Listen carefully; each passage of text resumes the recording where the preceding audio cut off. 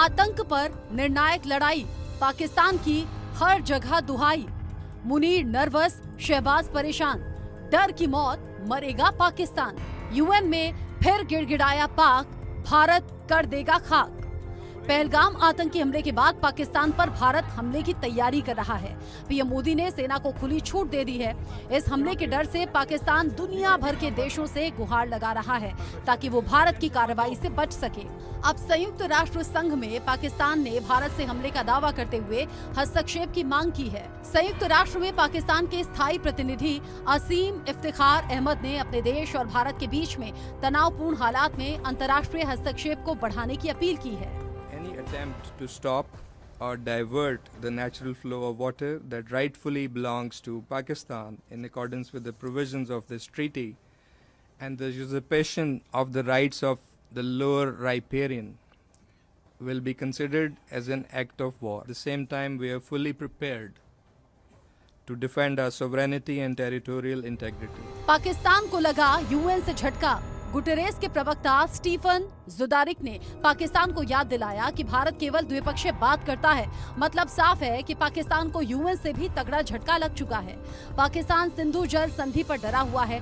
पाकिस्तान पानी के संकट से डरा हुआ है। फिलहाल पाकिस्तान पर जबरदस्त हमले का संकट है। इस हमले से तंगहाल पाकिस्तान की कमर टूटने वाली है।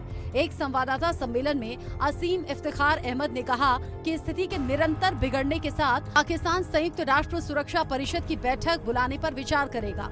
अहमद को इस बात का भी डर है कि भारत और पाकिस्तान के संघर्ष में दूरगामी और विनाशकारी परिणाम हो सकते हैं। इसीलिए उन्होंने समाधान से जुड़ी हुई कार्रवाइयों, कूटनीति और शांति के लिए बातचीत की जरूरत पर जोर दिया। इसको लेकर उन्होंने संयुक्त राष्ट्र महासचिव एंटोनियो गुटेरेस से 2 बार मुलाकात भी की है। पाकिस्तान दुनिया भर से गुहार लगा रहा है और उसकी कोई नहीं सुन रहा, लेकिन भारत को दुनिया के तमाम देशों से आतंक के खिलाफ निर्णायक लड़ाई के लिए समर्थन मिल रहा है। पीएम मोदी आतंक पर ऐसा करारा प्रहार करने वाले हैं कि आतंकी और उनके आकाओं की सिट्टी पिट्टी गुम होने वाली है। पहलगाम में हुए आतंकी हमले में मारे गए लोगों के प्रति राष्ट्रपति लॉरेंसो और अंगोला की संवेदनाओं के लिए मैं उनका आभार व्यक्त किया। आतंक फैलाने के सवाल पर साधी चुप्पी।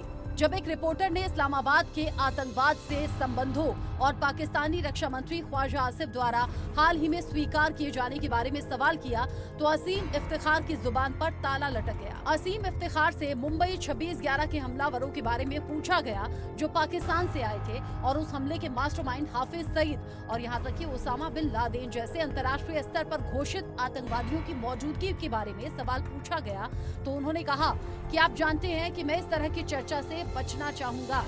पाकिस्तान का सच भी यही है। दो मुंही बातें इस देश का स्वभाव है, लेकिन आतंक को पालने और पोसने वाले का अब बचना नामुमकिन है। भारत पहलगाम आतंकी हमले का बदला चुन चुन कर लेगा और घर में घुसकर मारेगा भी। Bureau report, India news.